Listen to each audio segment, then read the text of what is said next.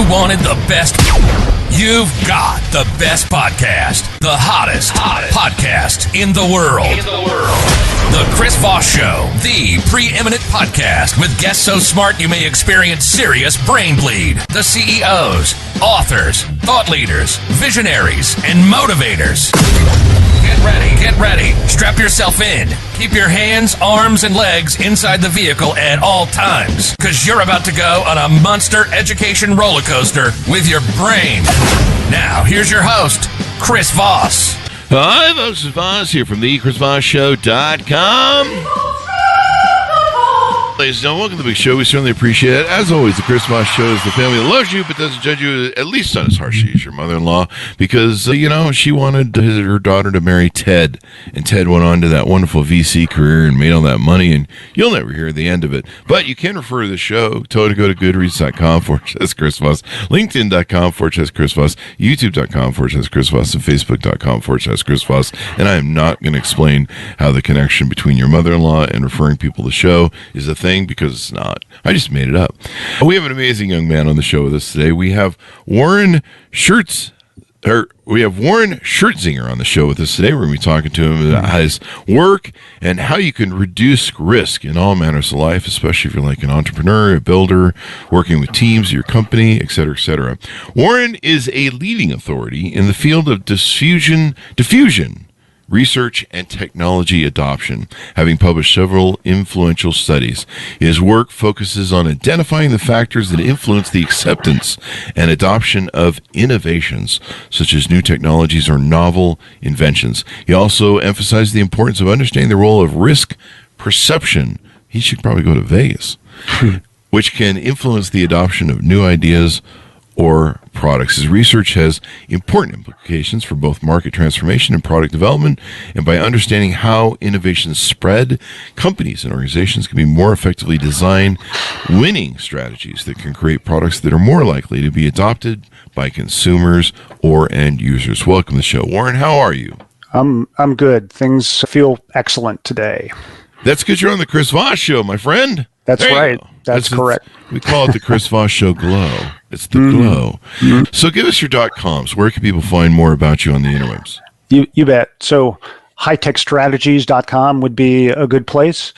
There are other, what I would call academic websites that are more research oriented. That's not for everybody. That one would be called diffusionresearch.org and of course LinkedIn. LinkedIn, always the great place to do business. It's still the only serious social media site on the internet, but you do have to curate your audience too, so that's important. Yeah. I had to go through and clean everything up I think we've been on it forever, and we have maxed. I think we're maxed out over there, and we've been on it forever. So give us a 30,000 overview of what you do. Yeah, absolutely. So I call myself the luckiest business person alive. And it's just because my grandfather was a professor at Ohio State, and he worked with a guy named Everett Rogers. Everett Rogers is the guy who, shows that bell curve, and he coined the term early adopter. And, literally as a kid, I got to grow up going with my grandfather to conferences and meetings and listening to Everett Rogers talk about what is it that makes a new innovation successful? What do you have to have in order to get, maybe it's a new product, maybe it's a new method or idea or invention, but people don't just jump on new things. In fact, they actually resist change. And so I've been learning since 1970, about how to get people to perceive less risk so that they will accept something new. And we unfortunately, especially in some industries, have an astronomical amount of failure. All right. Like 95% of all new products fail, something like that. Oh, really? Yeah. And it doesn't have to be that way. You just follow this curve, which is a risk adoption curve. It's how much risk am I willing to take? And so what I do is I just show anyone with any kind of new innovation how to reduce the perception of risk. There are so many cool examples. Give us some examples that you have. Oh, yeah. So I'm going to start out and let me just mention real quickly the three items that all successful innovations have. So one is what I call end user harmony. That's proving you understand the person, and what their circumstances are, what their life is like, and take that into account. Number two, show you're absolutely committed and reliable. You're not going to just give them something new and then disappear. And number three is what I call safety in numbers. That's where you enable people to take on new things, but not by themselves. They accept new things or adopt new innovations with their friends, their neighbors, their colleagues, with other people they relate to. So those are the three things. And the one I start with, which is, I think, just a lot of fun, is Thomas Edison and the electric light bulb. When he developed the light bulb, people were using gas lamps. And what Edison did is he goes, okay, those gas lamps put off about 12 watts of light.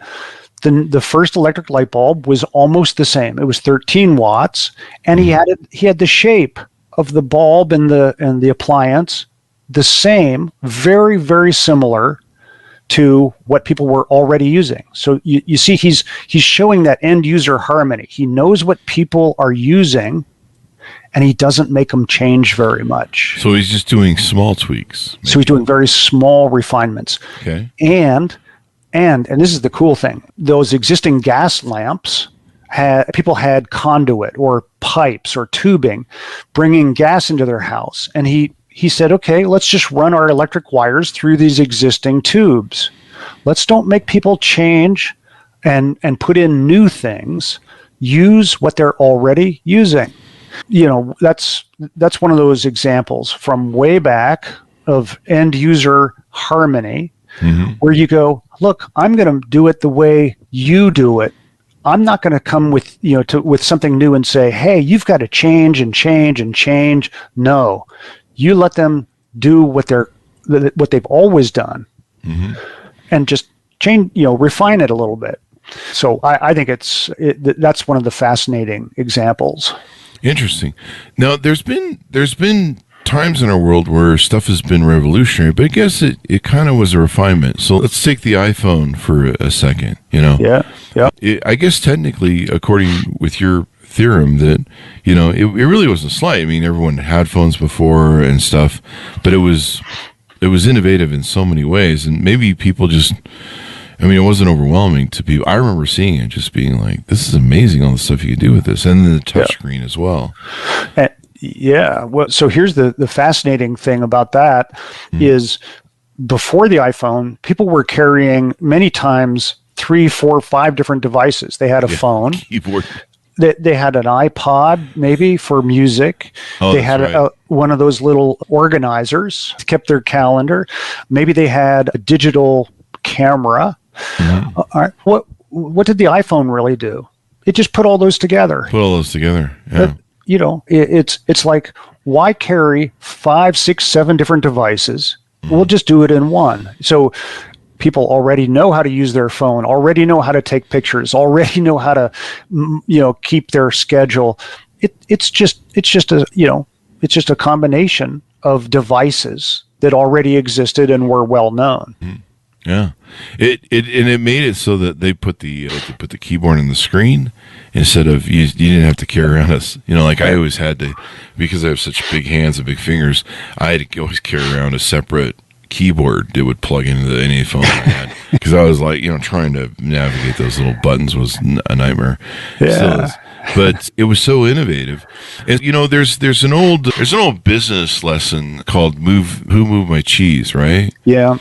And it talks about how, like you said, we're pretty, as creatures, we're pretty resistant to massive change.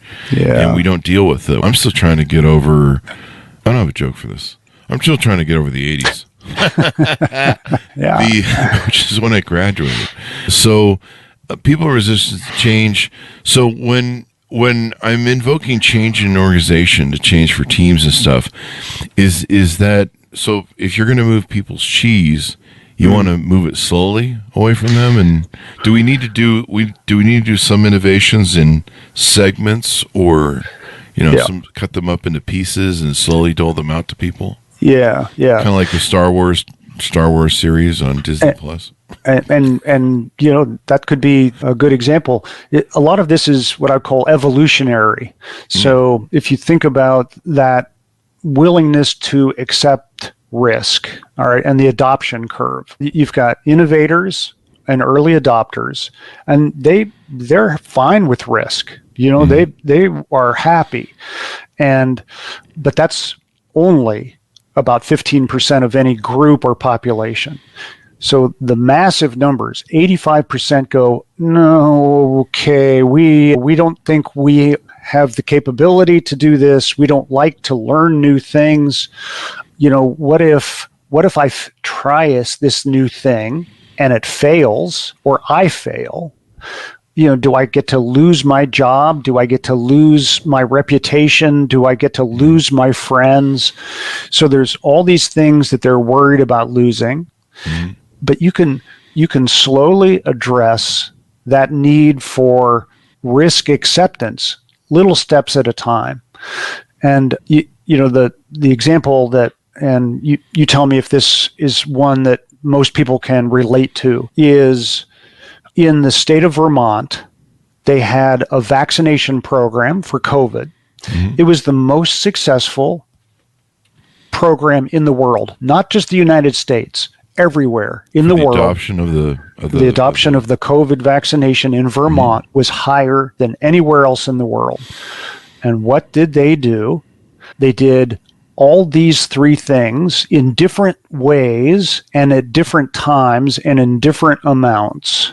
Mm-hmm. And it's like slowly reducing that perception of risk. Like, for example, I don't know if you got a COVID vaccination, but I did four of them. Yeah. And, I got 3 or 4, but I did it by going to they had converted a parking garage, I think it was, for the first one. I remember that. Right. Crazy days. Yeah. And then another one was actually in some kind of strange clinic. But in Vermont, they go, no, we don't want to make you change. We're going to come to you. Oh. So they sent vaccination specialists out to the county fair. They sent them out to local sporting events. They put them out where people were actually doing their normal life. Yeah, just jab them as they go by. Exactly. It's I'm going to go, watch this football game. Could I get a vaccination real quick, and then I'll go. Maybe it's during halftime or something. Yeah. All right. But you see, that's radically different and much lower risk. And they did so many fabulous things over the program length. I think they provided 145 updates so that people could continuously see how the program was, how it was going, what kinds of changes there were. But here's the thing that was mind-blowing in terms of brilliance, is they got a well-known radio platform called NPR, National Public Radio, to come and sponsor the Vermont vaccination program. And what did NPR do? They got everybody together in groups. They had these town hall meetings, these community meetings. They're objective, they're unbiased, and they say, okay, we want you guys to this is safety in numbers, right? Mm-hmm. You don't want to do this necessarily on your own. You can talk to your friends, your neighbors, see what their experience was like. And they included all kinds of emergency people like firemen, EMTs. They all helped. And it was just the most dramatic, systematic lowering of risk so that the population in Vermont was happy to adopt. Wow. It's really, really fabulous in terms of risk reduction. And I mean, maybe we should do that with voting. That'd be kind of interesting. But I don't think some people want that. So I don't want everyone. That's but you show you understand people and what what their life is like. Okay. And you go to them and you don't make them change, and you show that you're committed, and you really are going to be the ideal supplier or partner if it's in an organization, and then you provide safety in numbers. You help people interact with others they trust and go through the change as a community. And wow, does that make a difference? And you see, that's really what made the personal computer a success. Different elements that I could point to, but that's really why everyone has personal computers too. So let me ask you this: how important is that to help with the community adoption? It is huge. It's a full 33% of the total risk reduction. It just NPR brought the community together in Vermont.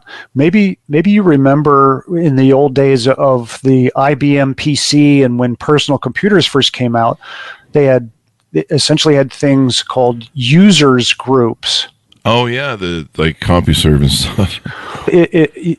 You could find a users group for anything. I mean, if you were an accountant in Oregon and you raised cattle, you could find the users group for accountants that raise cattle, right? Yeah. CompuServe. They had these forums. And guess what that is? That's safety in numbers. That's people going through change together. And it's huge. It is one of the things that, going back to that original author I mentioned, Everett Rogers, and his book was called Diffusion of Innovations. That's what he talks about, is that it's a social mechanism that allows people to feel safe. Wow. So if we move in numbers, it's kind of like the wildebeest when or deer or things on the Serengeti when they move in numbers because it's safer. I didn't really ever think about it. It's like humans like that. I mean, we are we do a lot of animalistic shit because I'm not sure we're that far evolved, but we're working on it. We're trying. The one thing man can learn from his history is man never learns from his history. Yeah. And that way we go round and round. But as I like to say, part of this is, and that helps with the scaling, right, of anything, the adoption. Yeah. So people saw the iPhone and they just went, this is awesome. Let's all adopt it. And I mean, my friend called me up one day, and I hadn't bought the iPhone yet because I don't know what it was. I think it was still in the crisis of 2008. Yeah. So I wasn't spending a lot of crazy money on stupid stuff. I was rebuilding. And he called me up and he goes, "You have to buy this iPhone." And I'm like, "How much is it?" "Well, it's $500. I'm like, I'm not spending $500 on a phone. I'm building businesses again from the 2008 crisis. Yeah. And you have to have this. Right. And I was like, what is it about this phone that is so great? And he goes, "You have to try it. If you try it, you will see." And I was like, it cannot be this great. Yeah. It cannot be. I would always buy the latest, nicest, whatever phone was the most popular. I never had the one for business that everyone had with the keyboard. I forget. They were like the god of phones after Nokia. BlackBerry. Yeah. Yeah, I never had a BlackBerry, but I had all the other hot phones. Yeah. And we had phones going back to the brick phone, the big giant murderous phone that you could use it as a hammer, put in nails when you were bored. Yeah. And I couldn't figure out what it was, but the push for adoption of friends and then the social pressure, even Apple to this day still has this FOMO attached to it. How much is FOMO, fear of missing out? How much is that attached to scaling and adoption of a product or a system or a policy? Right. Yeah. This built-in, and I'm not even sure what I would call it, but like you said a moment ago, we're more like animals than we realize. All right. So this turn on the news. Right. Yeah, exactly. Turn on the news in Florida, man. That need to be part of the herd and move with the herd, that's a huge element of safety and risk reduction. So just think about if you are a member of a herd and the herd is moving away and you're not going along, you're going to start to go, ooh, I don't think I'm as safe as I was when I was part of that pack. And this is again one of these things that all successful innovations, they encourage this. They find a way to enable this herd mentality, this interaction between people. The thing that you just mentioned, which was a friend who talked about, here's what I'm seeing, and you really should check this thing out. That there, if it's okay, I'll give you an example or two. Some of the most successful solar programs, solar electric programs, are neighborhood programs where essentially someone comes in and goes, look, I don't want to just put solar on your house. I want to put solar on all of the houses in this neighborhood, and you guys can go through this together. Mm-hmm. And when they did that, the response was huge. The outcome was just incredible. And it's because we're acting like a herd. We're not testing this new thing called solar as an individual. And there are all kinds of ways you can enable that sort of visibility. Some people call it references or testimonials, but one of the most fabulous ones, and speaking of solar, there's an organization called the New Buildings Institute, and all they do is document how well public schools, how well they are doing with solar installations. So if you say you're an administrator in a school and you think, we should put solar on the roof of our school, you can go to the New Buildings Institute. You can look up all of the people who have a school that's exactly like yours. Oh, wow. The same size, the same number of students, the same geographical location, and you can see how well that's performing before you buy. And you talk about that feeling of being part of a group, and that's before you've actually purchased. There are all kinds of creative ways that you can enable this thing that I call safety in numbers. That sponsorship by NPR of the COVID vaccination program, they were actually bringing people together in town hall meetings and community meetings, and they didn't control it. They let them talk to each other. Okay. Really? So they were like, gun to your head sort of joke that I made earlier of do it or else, and sometimes that happens in workplaces. You kind of feel that sometimes, like either you do your job or else is the thing. And that's a hard way to motivate people with fear. Yeah. No. What NPR did was just say, go around the room. You talk about what you're afraid of. Why is it you would decide not to get vaccinated? What are your concerns? What do some of your neighbors say? What were their fears? What did they experience? And it's that social interaction inside the herd that it's just enormous. It's huge. So if I'm developing products, how do I take a look at, here's my product or service? Yep. How is this fit the model that you have? I think you had 3 rules or something like that. Yep. For this, tell us about how that works. Yeah. And I have a template, just a sheet of paper. You can fill it out if anybody's interested. It's on High Tech Strategies, and you just essentially look at the known proven ways. And you start with the first one, which is end user harmony. Some people call it affinity. How well do you prove that you know the person that you want them to change? You want them to adopt or change or buy or, in some ways, utilize some new thing. All right. How are you going to prove that you understand their situation? You do that by not making them change very much. You do it by allowing them to use things they've already got.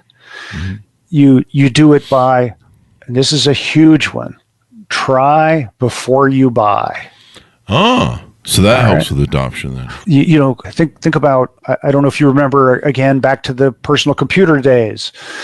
There were new computer stores. I think one of them was called Computer Land, but they were sold through Sears. You remember Sears stores? You could actually go into a Sears store and play around with the computer. You didn't have to buy it. You could just play with it. That try before you buy is one of the biggest elements of end user harmony and in understanding the needs of an individual as a user. You play with it, beat on it. Yeah, I mean, you can't actually really beat on it, but they don't allow you to do that in the store because I did that once and a judge says I can't do that anymore. So keep your pants on, people at those places. Exactly. So you let them try before you buy.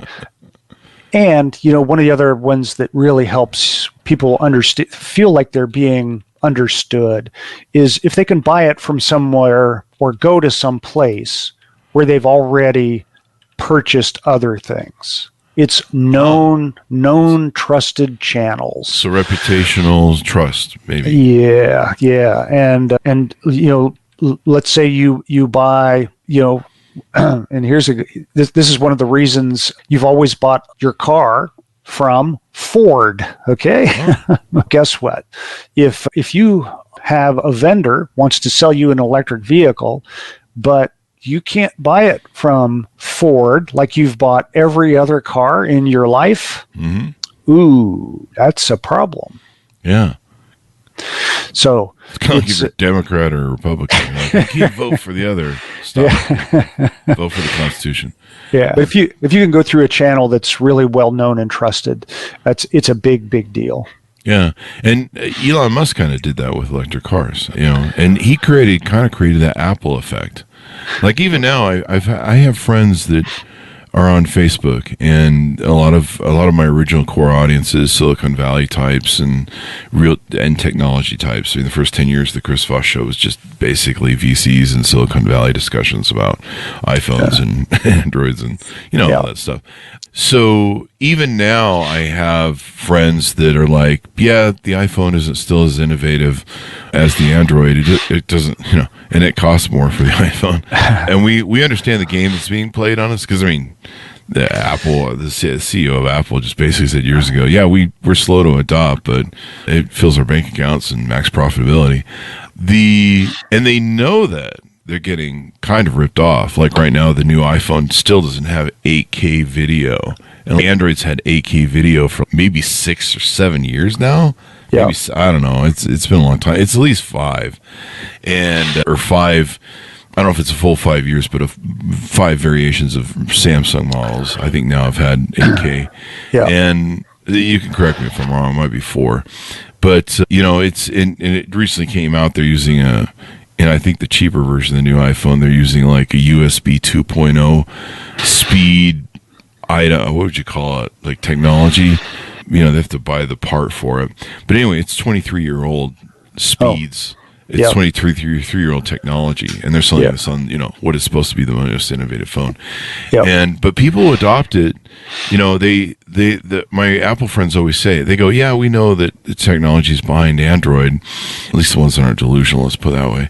And they'll go, yeah, we know it's behind the times, but it fits the ecosystem. We have to keep feeding this ecosystem that Apple's made, where it's it's got to be able to pair with the iCloud, it's got to be able to pair with the iMac, and they've got all the systems, and of course the family's on the system of the iPhone, and now Apple's built in the services as well. So now you're hooked into all the services and Apple TV, and so and I've had friends say to me, they're like, you just can't get away after a while. You're just so freaking tied in.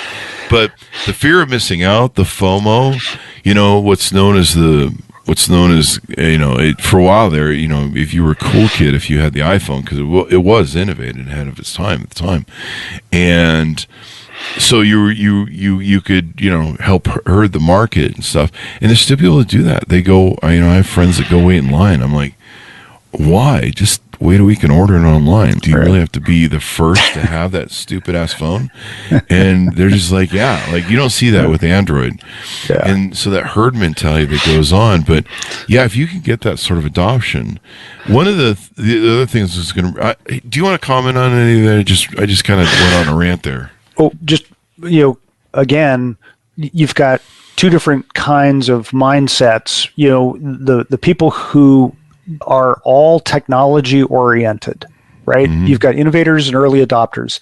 And this is where a lot of the smartphone companies, they feel like they might get ahead of Apple, because they're just trying to sell newer features, newer specifications, better capabilities, and they sell those core technologies.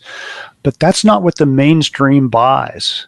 The mainstream buys, how well does this vendor understand me?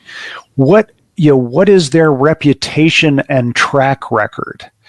Do they have domain expertise? Are they really good at what they're providing? And can I find that safety in numbers? And you see, that's what Apple has, and that's why they've got this lock on the mainstream audience. It doesn't really matter how many new features, what new specs are available from Android.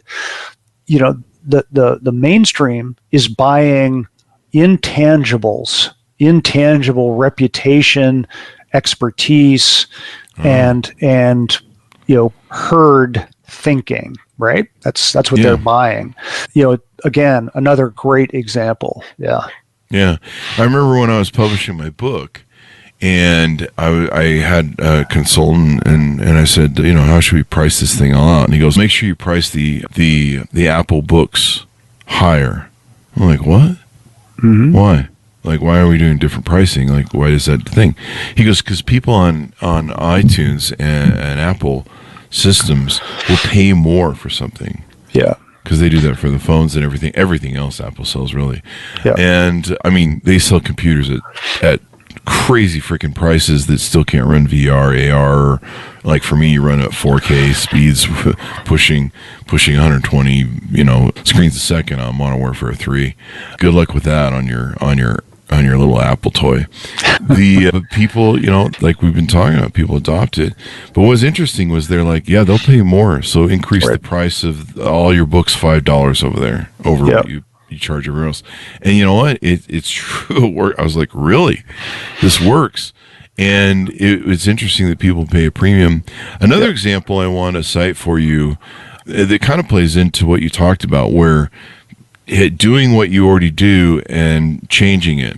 So one of my friends was sitting in the taxi with the guys who started Uber, and it was at a big event from one of our friends who is from France, and I forget what it was. It was a big conference he used to put on every year, and he was in the taxi with, and I believe, what's her face, the gal who left Google and was CEO of Yahoo for a while, was sitting on his lap. And not in a kinky way, people. She's an upstanding young lady. I don't want to infer that.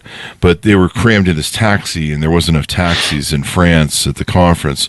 So they all kind of just ended up in the taxi together. Yeah. And they pitch, what's his face? I forget his name. Pitches him Uber. And he's just, wow. And, it was a slight variation of the taxi system. But really, when you look at a lot of the innovative unicorns that came out of Silicon Valley, a lot of them came from Craigslist. Yes. So it was services and products people were using in Craigslist, like rideshare. Yeah. And there was a thing on Craigslist where if I wanted to go to Vegas, I could find somebody who's driving to Vegas and go with them. Hopefully they weren't a serial killer, bury me in the desert. But there were lots of people doing that. And they were, ride sharing. Hey, I'll split the gas with you and do the thing. And most of the unicorns came out of a lot of the services that were offered that people were utilizing on Craigslist. They call it the Craigslist effect or something like that. And here's another example. Again, ultra low risk. When Amazon first got started, they sold one thing, books. Now, think of the low risk associated with a book. Everybody knows what a book is. They've probably been to a library. They've got, they've read books. They know what they've got this thing inside the front cover. It's called the ISBN number. Mm-hmm. And so there's this whole ecosystem that supports and organizes the publishing industry. And so you can't fake a book, really. It's really hard to fake 50 to 100,000 words. Yeah, and it's although not people are doing it with AI right now, so there's that. Well, yeah, that's true. But it's not like shoes where you got to try on a pair of shoes to decide, because there's a lot of variability, even though it's all size 10 or whatever. That there's variability in width and just the feel and all these kinds of things. There is no variability in books. And it was exceptionally low risk, understood, massively supported in terms of safety and numbers. And that's where Amazon started. And they go, we've got a new method here of e-commerce, and we're going to, whether or not he knew what he was doing is a different story, but it is the ultimate example of how you pick something that's ultra low risk for a lot of people and let them try a new way of having it delivered. Yeah, so that's a great example. That was the other question I was going to ask you, and I was going to feed that into Amazon. So thanks for bringing me around to that. Does guarantees help with adoption? We talked about how familiarity of who the seller is and stuff.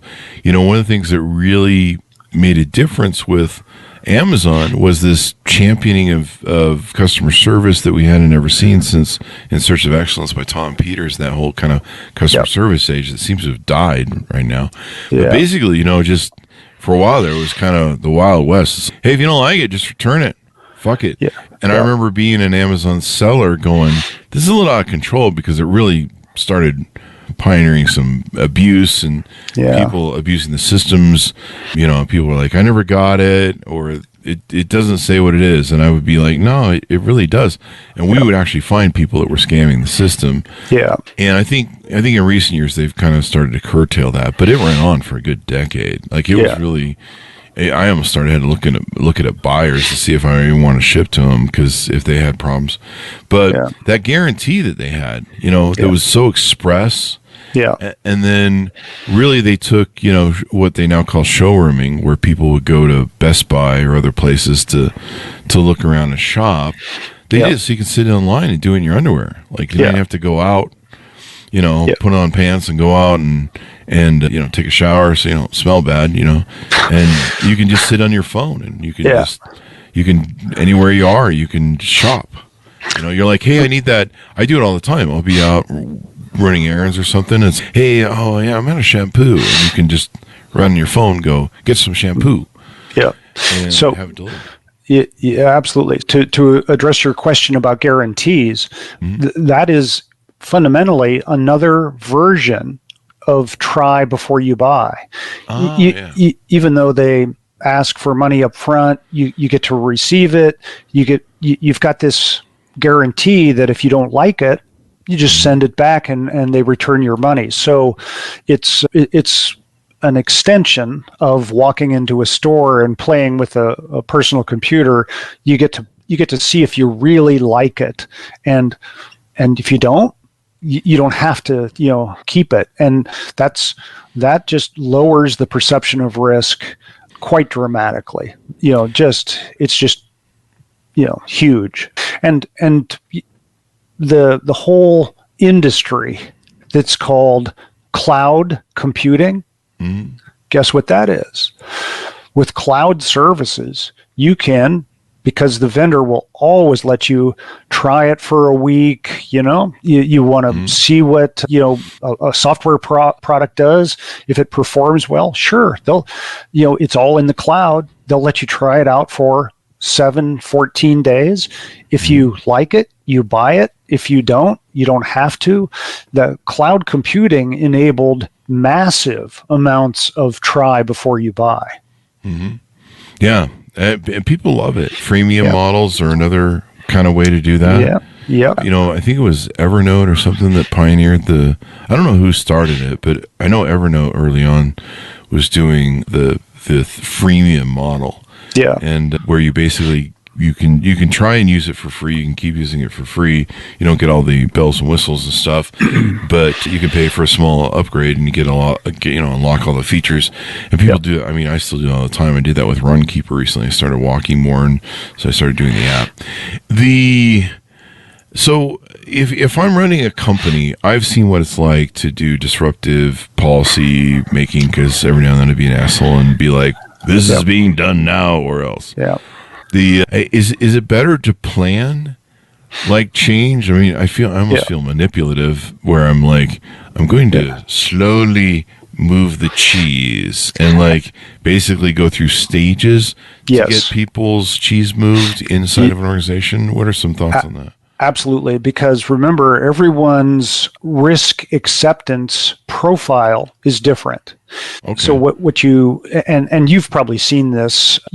My neighbor is a good example. He drives an electric vehicle that makes him really kind of an early adopter of EVs, but he refused to ever get a COVID vaccination, which means he is a laggard in a biological innovation.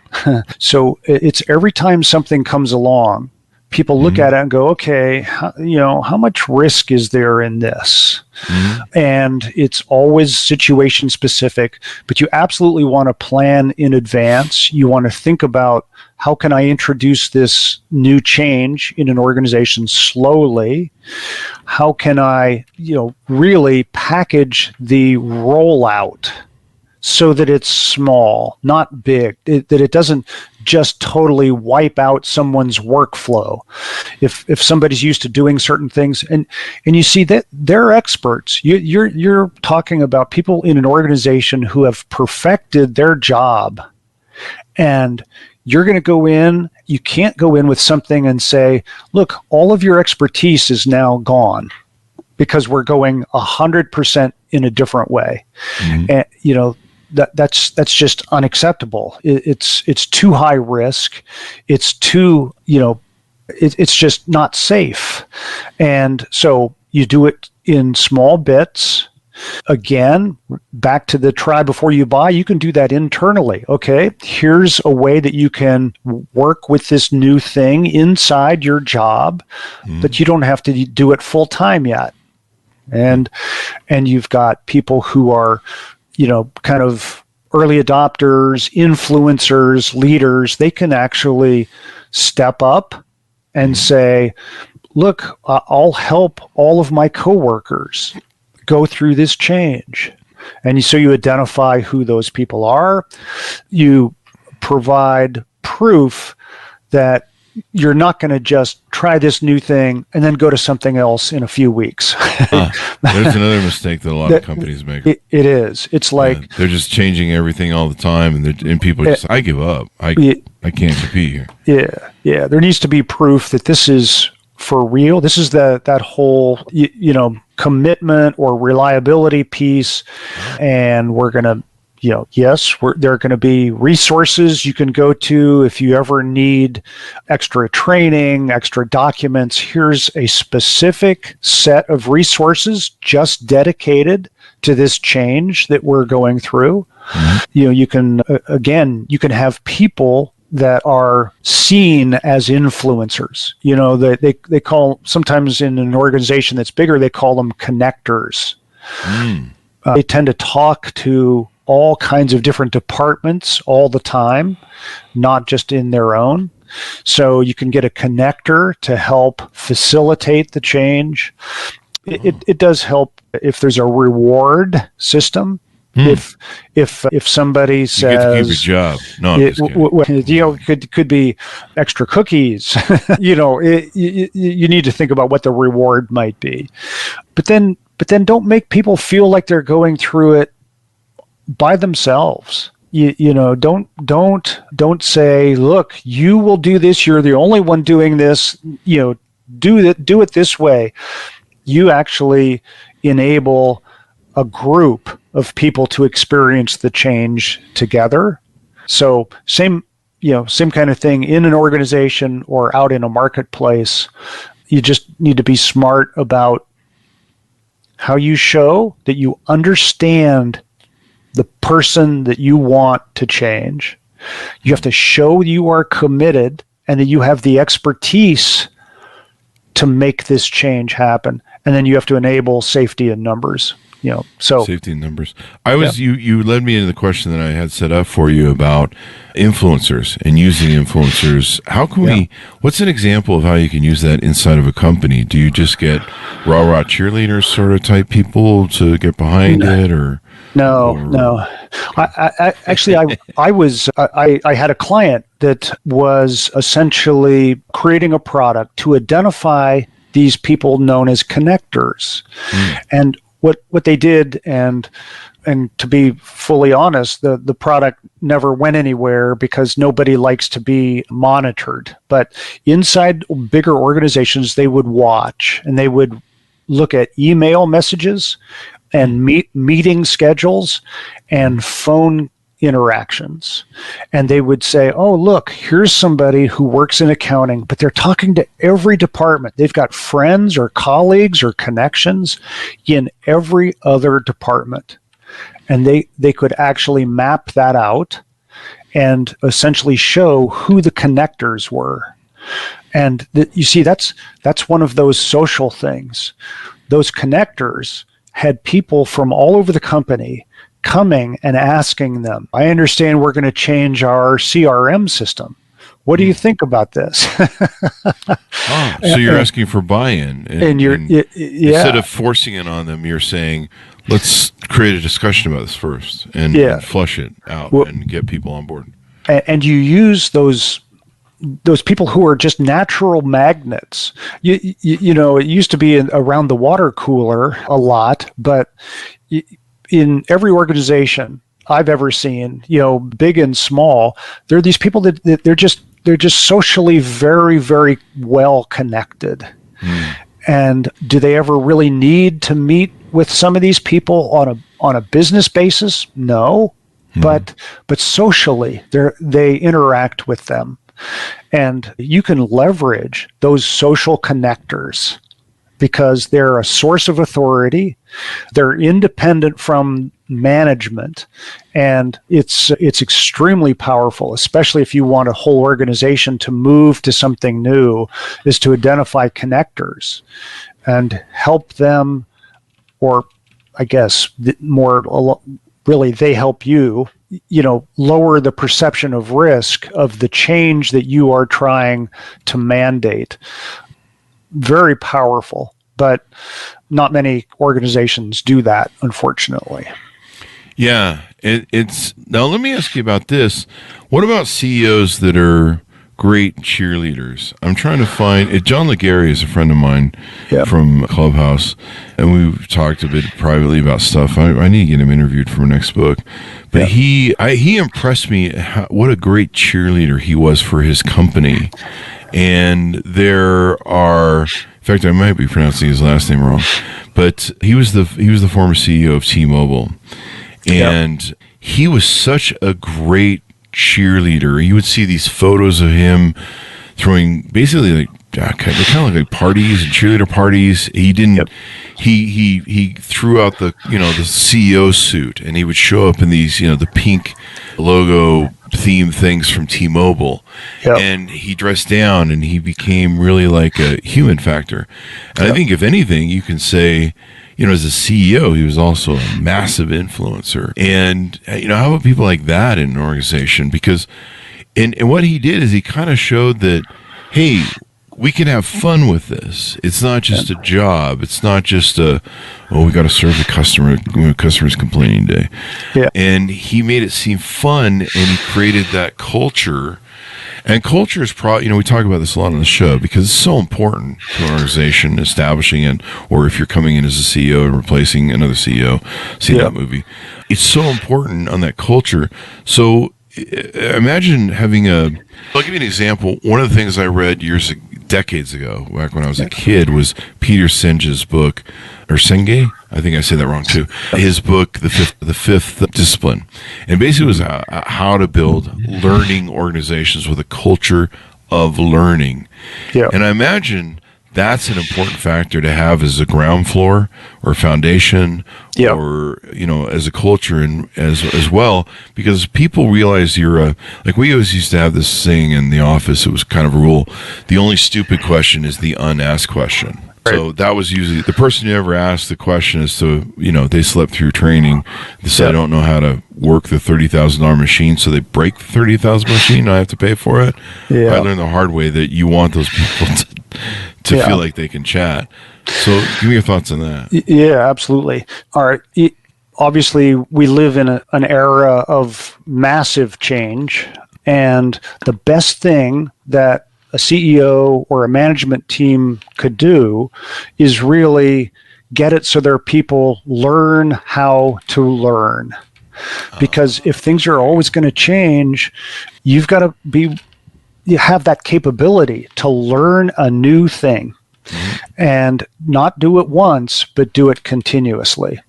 And that's the ultimate foundation, is one based on learning how to learn.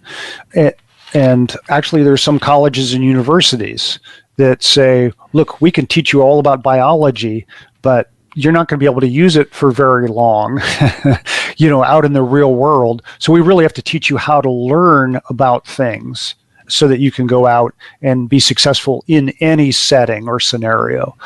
And that's a huge, a big deal. The other thing that I like about a growth-minded learning organization that I found that was just so awesome was it's an effect that is continual. I don't know what the right word is, but it's scalable too. So the people become scalable. So if they learn and they grow, that's the word I'm looking for, growth. If they learn and they grow as people, they become people that you can have ascend through a corporation to replace you, or, to fill your corporation as it grows with upper management and different things. But they'll escalate their skills. Teachers do this where they go back and they get their master's degree, and they usually get paid more in accordance to their education. So they go back and get more degrees and things along those lines. So let me ask you this. So what services do you provide? Do you do coaching on this? Do you consulting, speaking? What are some things that people can utilize you for? If I'm out there listening in the environment, they're like, I really like this gentleman. How can we see if we can get him over to the company to help us all out? Sure, absolutely. So this model that I've essentially been talking about, it's got a name. It's not, what I would call necessarily a sexy name, but these three elements that all innovations have in common that are successful. And again, that's end user harmony, reliability or commitment, and then safety in numbers. Call that the low risk recipe. It's all the ingredients you put in the bowl that lower the perception of risk and allow your product to be successful or your change management issues to be resolved. And I do low risk recipe workshops, and I help people plan their new innovation. Okay, so here's this core innovation. Here comes something new. All right, what are you going to do to lower the perception of risk over time? How are you going to grow these elements? And what are you going to do at what time? And I'll basically step through that, in a series of work sessions or a workshop. For some companies, I do fractional leadership. Right now I'm, working with a startup that's got a real interesting medical device that they've developed that could be absolutely transformational in dozens of health issue cases. I'm actually, I've stepped into the organization just, 20% of the time to work with them directly on commercializing their new innovation. So it's workshops. Sometimes it's training, but it can take different forms. It depends on the company, the size, how many people are involved. But we find some mix of things that will fit pretty much anyone. So let me ask you this. Oh man, I didn't lose it, did I? Is it better to? There it is. Okay, so some people, especially in Silicon Valley, when they they're disrupt is everything, shock the system, when really they're just innovating off of Craigslist or someone else's already established product. They're just that's what entrepreneurs do, really. But in some cases, I've seen where they've shocked the system too much. They've gone too far on the innovation, and people are like lost. They're just like, I don't get it. You can call this the I don't get it effect. Yeah. And so is it better to go all in that disruptor sort of thing and try and put a dent in the universe overnight? Or is it better to stage it out? Because I think companies like Uber had different, they had different battle plans that they plan on rolling out as they scaled. Yeah, I can't remember exactly, but I know they made changes and there were upgrades, and it's kind of like some things like with Facebook where they were like, yeah, make business pages, they're free right now, and you get free advertising for them. And then everyone did business pages. I kept telling everybody, they're like, this is great. I'm like, they're going to charge for this as soon as they get adoption, right? Yeah. But as soon as it scales to a point of some sort of a point that I can't think of the word I'm looking for, but some sort of point that, where they go, magic button, start charging people. Yeah. And, a lot of freemium services do that. A lot of companies do that. It's been a kind of Silicon Valley model. And like you said, as a way of building trust and scaling. Yeah. So is it better to do stage releases or just smack that thing out of the park and hope people get it, the get it factor? Yeah, no, I'm going to go back to Amazon as the example. So they started small with books, and I'm trying to remember what their second item was CDs, I think. Yeah, I think it was music. Yeah. What is that? That's one niche and then a second niche that's, in some ways, related to the first one, and then a third, and then a fourth. And what do you have today? You've got that Amazon logo with everything from A to Z, right? That's that arrow. We now sell everything from A to Z, and it's that is essentially the model.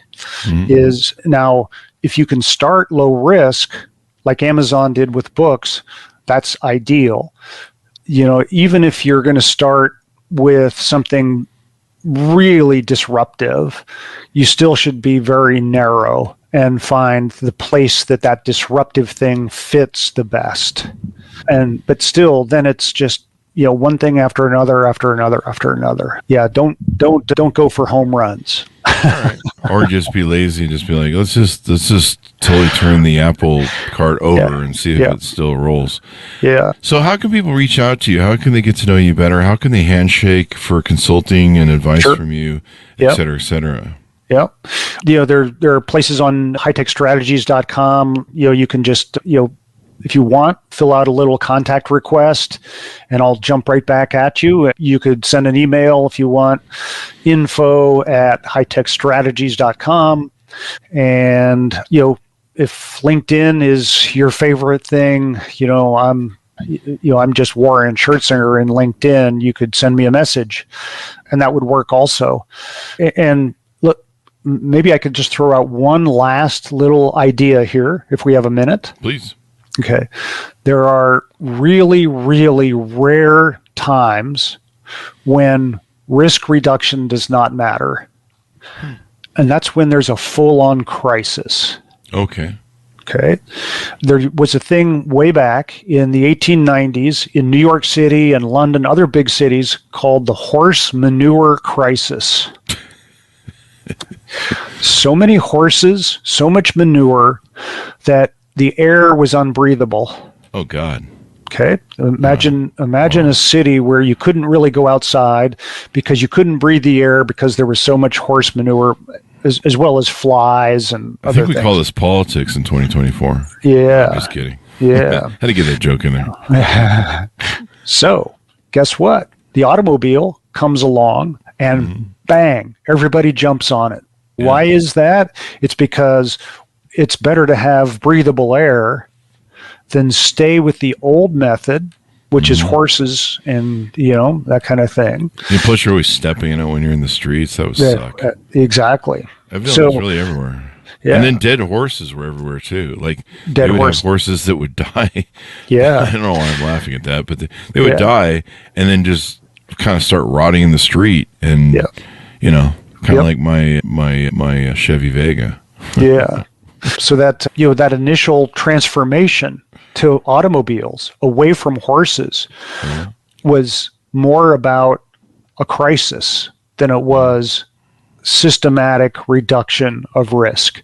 There are occasionally examples where a crisis will make an entire location transform, but it's not very often. And falling back to the beginning of the show, this is a long callback. People are like, what happened at the beginning of the show? It's been so interesting. I've learned so much. You talked about how they brought COVID flu shots to people instead of having, you have to go down to the clinic. They're like, we'll come to you. Yeah. That was another innovation that Amazon really did. They're like, no, you don't have to come down to our box store. You don't have to do all that. You don't have to get in the car. We'll deliver it to you, and we'll guarantee it, where the box store really even won't either. Yes. I mean, they kind of do a little bit, but the extraordinary guarantee of Amazon was always like, no, we don't care. Just return it. And it was really interesting how they built that model. Oh, yeah. And a huge indicator that we understand you.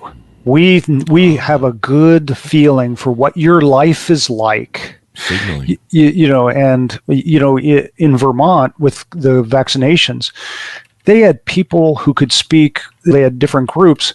They had 10 different languages that you could select from. We were essentially just really admiring what Amazon did with their guarantee and the low risk nature and of their approach, as well as in Vermont with their COVID vaccination, how you could go to a vaccinator who was available in 10 different languages. You think about that. So let's just say you speak Japanese. You could actually go get a vaccination from someone who speaks Japanese as a native language. Oh, wow. Think about how that demonstrates we understand your life. We understand you. You don't have to come to us. We're coming to you in your native language. Think of that. That really makes all the difference because you're overcoming that hurdle as well.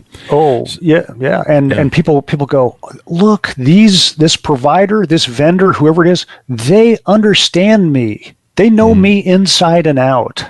So it sounds like that's a big factor. In sales, you learn rapport, and you learn to signal to the customer that you empathize with them, that you want their best interests at heart, and that you're trying to help them achieve their goals or fix their pain point, et cetera, et cetera. Oh, and there's a saying out there for entrepreneurs, and a lot of venture capitalists really like this. They say the most successful companies, the founder is the customer. And that's really people fixing or creating something for themselves where there was an issue or a problem. And I helped commercialize a digital audio workstation for radio broadcast.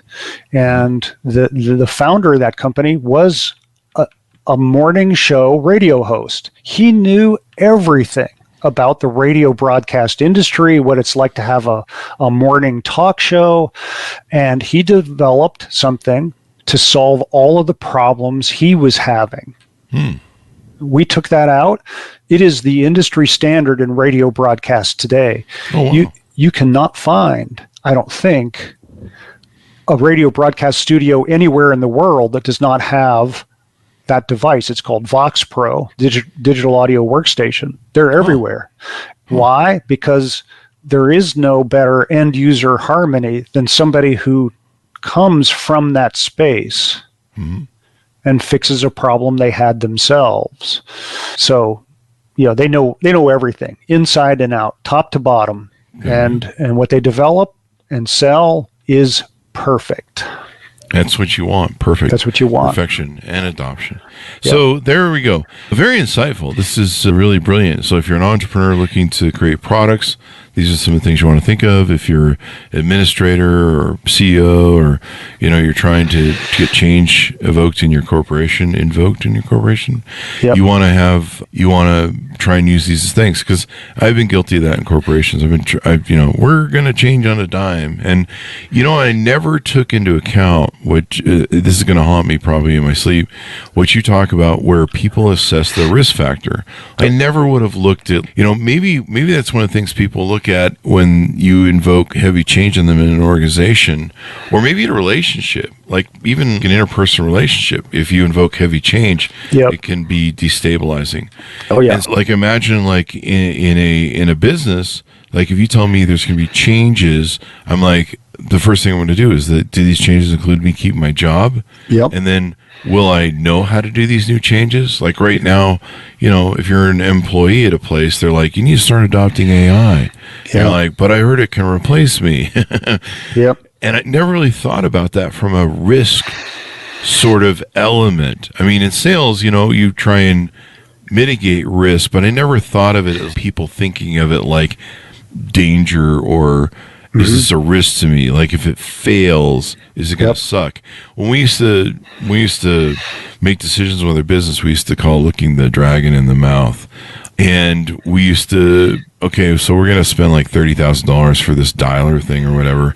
It's a lot of money. What if it doesn't fucking work?